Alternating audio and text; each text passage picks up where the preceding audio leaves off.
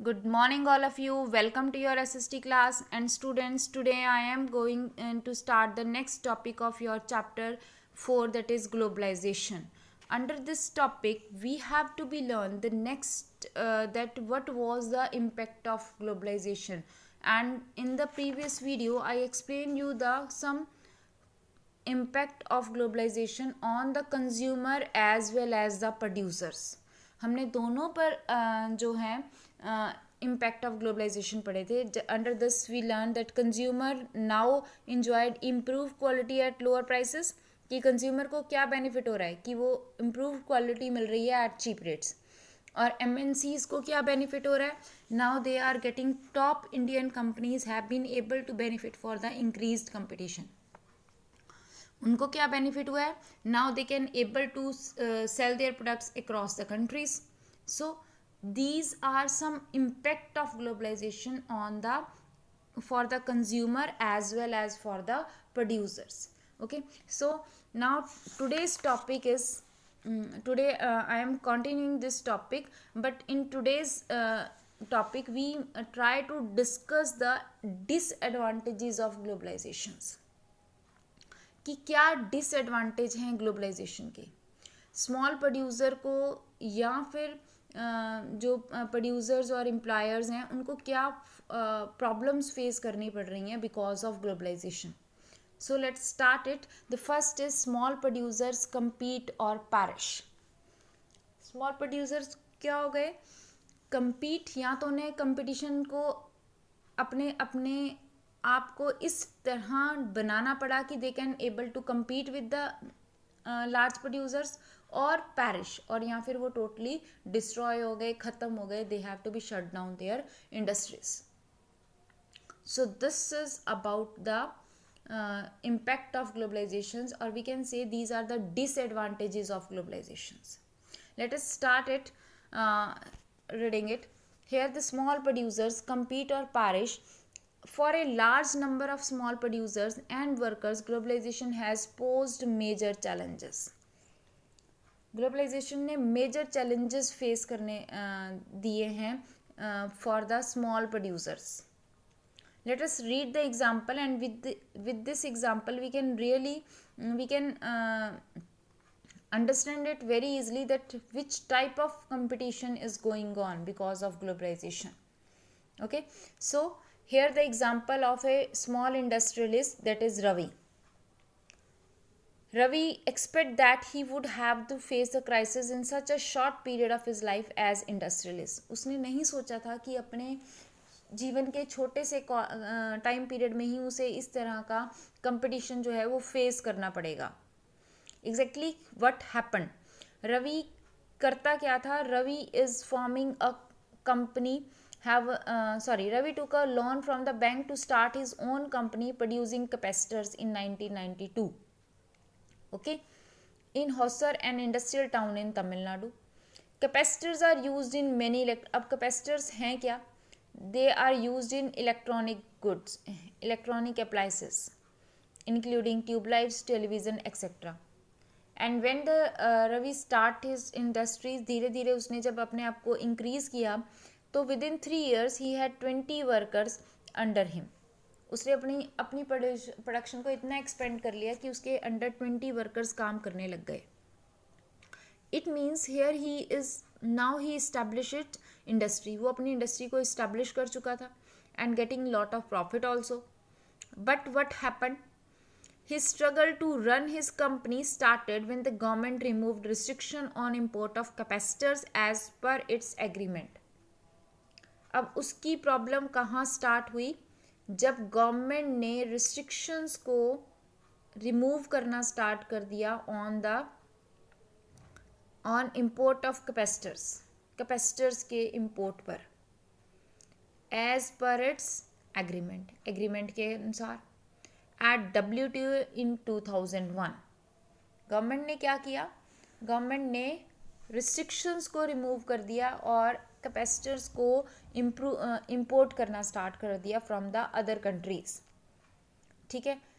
And his main clients the television companies. उसके main clients कौन थे? Television companies. now used to buy different companies including capacitor in bulk for the manufacture of television sets.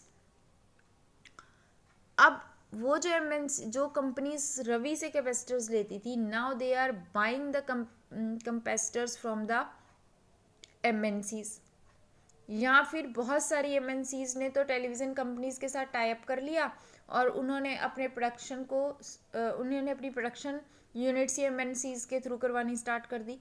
Late us read it. क्या हुआ? used to buy different components including capacitors in bulk for the manufacturing of television sets. ठीक है.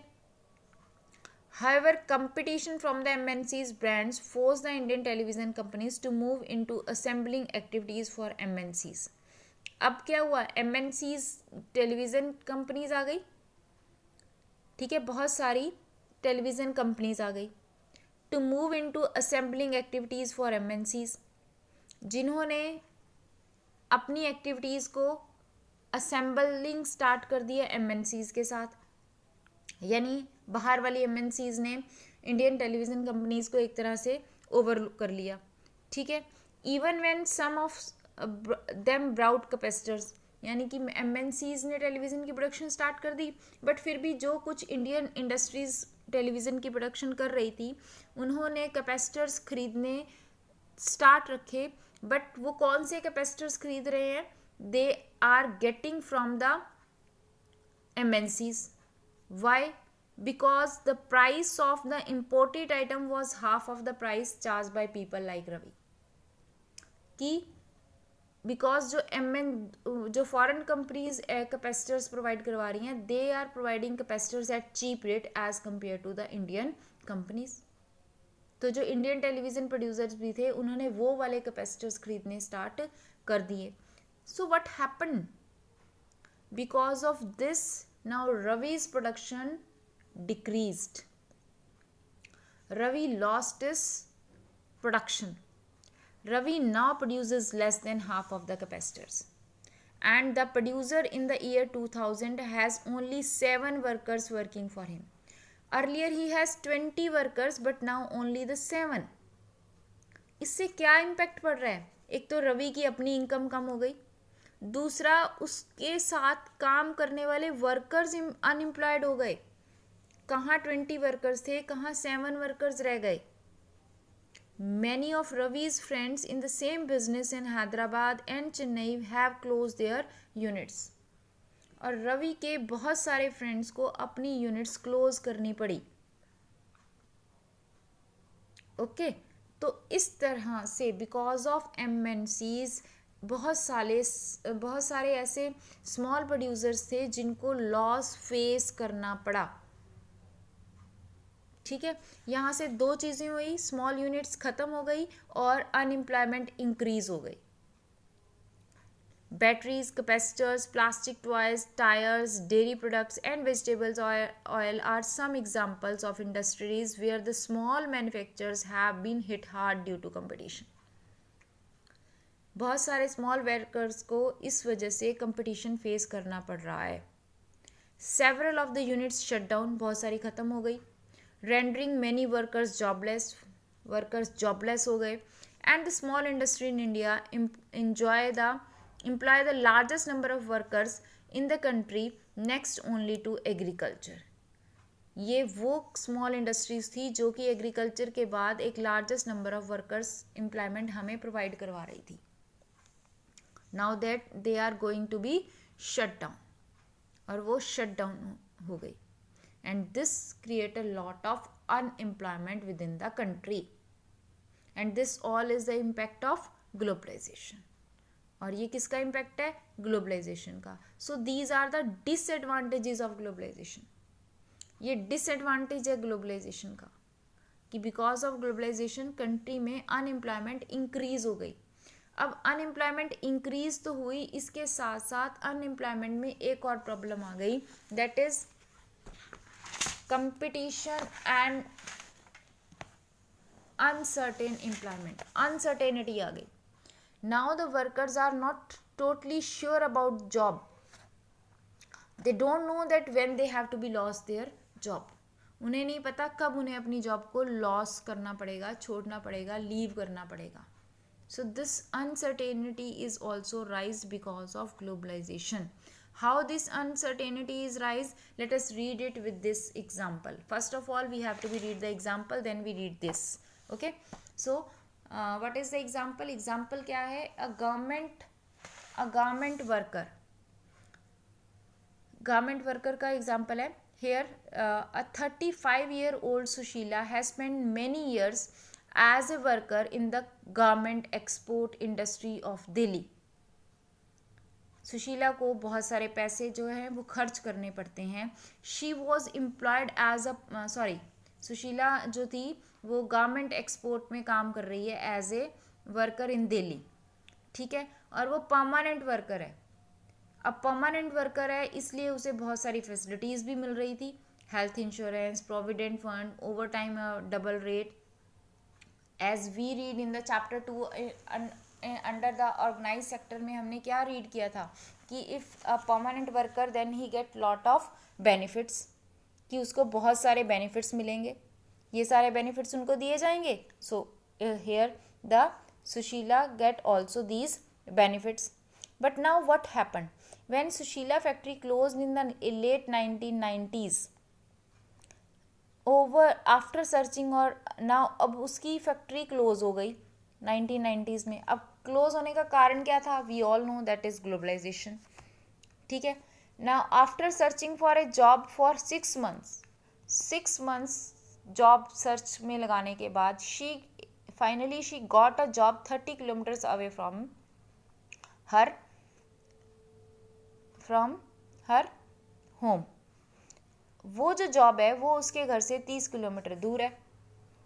ठीक है, even after working in this factory for several years. अब उस job में problem क्या है? देखो, अर्लियर जो वो जॉब कर रही थी वहाँ पर वो परमानेंट वर्कर थी, उसे बहुत सारे बेनिफिट्स मिल रहे थे. But now she got a job that is one thing that is away from his house. ठीक है, second thing that in the previous she is a permanent worker, but now in this factory she is doing from many years, काम वो बहुत सालों से कर रही है, but still she is not a permanent worker. अभी भी वो वहाँ पर एक permanent worker नहीं है. thirdly and earns less than half of what she is earning earlier. और उसकी सैलरी भी कम है as compared to the earlier job. okay, and एक और प्रॉब्लम है. Sushila leaves her house every morning 7 days a week at 7:30 AM and returns at 10 PM. क्योंकि वो 30 kilometres away है तो नेचुरल है कि डिपेंड करता है, उसे घंटा 2 घंटा आने जाने में भी लगता है. वाई? बिकॉज और वो भी डिपेंड करता है उसके कन्वीनियंस पर, ट्रांसपोर्ट फैसिलिटीज़ पर, कि किस तरह की ट्रांसपोर्ट फैसिलिटीज़ हैं. उसके अकॉर्डिंग उसको टाइम लगता है घर से शॉप तक जाने और शॉप से घर आने में. तो 7:30 मॉर्निंग में वो घर से निकलती है और रात को 10 बजे वो घर पर वापस आती है. 7 days अ वीक, no holiday. And if she get holiday then there is no wages for that day. All day are working and there is the day wise employment wages. Daily wages पे वर्क कर रही है वो. A day off from the work means no wage. She has none of the benefit she used to get earlier. अब उसको पिछले वाला कोई बेनिफिट नहीं है जो कि वो पहले यूज़ कर रही थी, जिसमें वो हेल्थ फैसिलिटीज़ ले रही थी, प्रोविडेंट फंड ले रही थी, ओवर टाइम के डबल पैसे भी ले रही थी. But now she is not getting this type of benefits. Why? Because now the companies not gave them permanent jobs. वो उन्हें permanent jobs नहीं दे रहे. ठीक है, she get earlier factories closer to her home have widely fluctuating orders. और अब उसने इतनी दूर क्यों ढूंढा? क्योंकि जो घर के पास की फैक्ट्रीज थी they are closer to her home, वो उसके घर से तो क्लोज थी, बट उनका जो वर्कर था फ्लक्चुएटिंग ऑर्डर्स थे, कभी काम आ गया कभी नहीं आया, यानी कि कभी जॉब मिल गई और कभी नहीं मिली. एंड दे हैव पे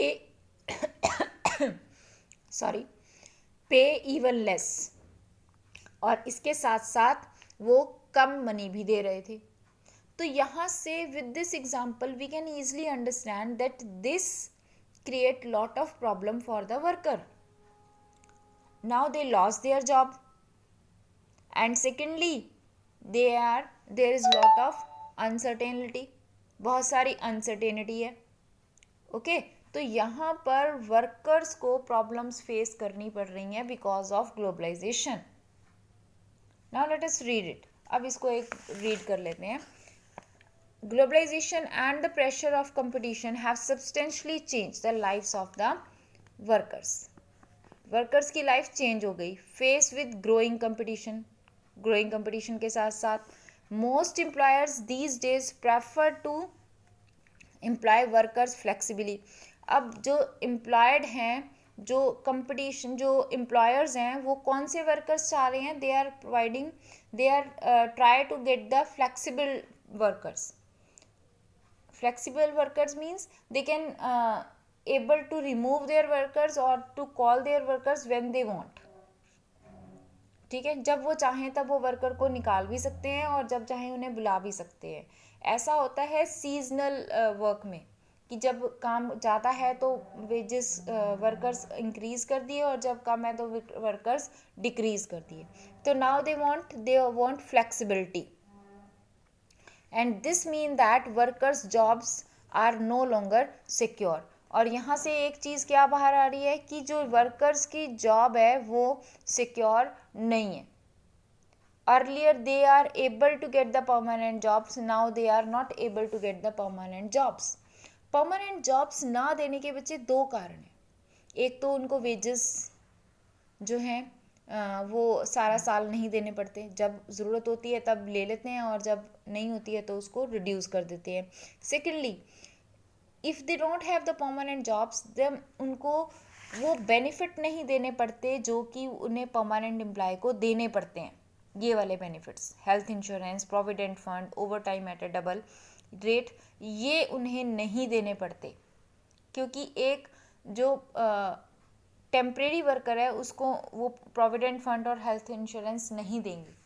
सो बिकॉज ऑफ दिस बेनिफिट किसको हो रहा है? कंपनी को, एम्प्लॉयर को, नॉट टू द वर्कर। तो this is a great impact of globalization on the unemployment और on the workers life. Okay, so this is all about today, and rest we will discuss tomorrow in the next video. Okay, till then, goodbye, thank you.